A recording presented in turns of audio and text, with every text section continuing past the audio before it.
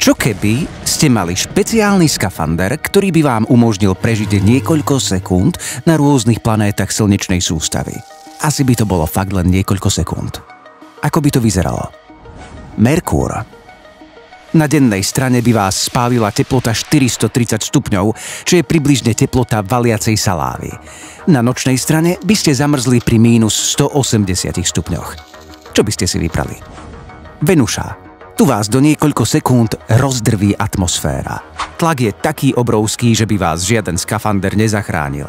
Navyše kyselinové dažde by vás okamžite rozožrali. Mars.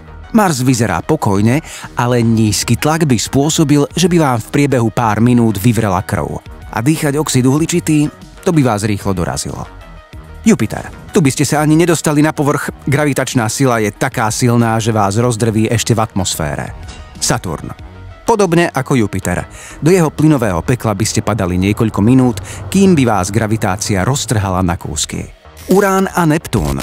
Na týchto ľadových planétach by vás nebezpečné plyny a šialené búrky doslova roztrhali za pár sekúnd.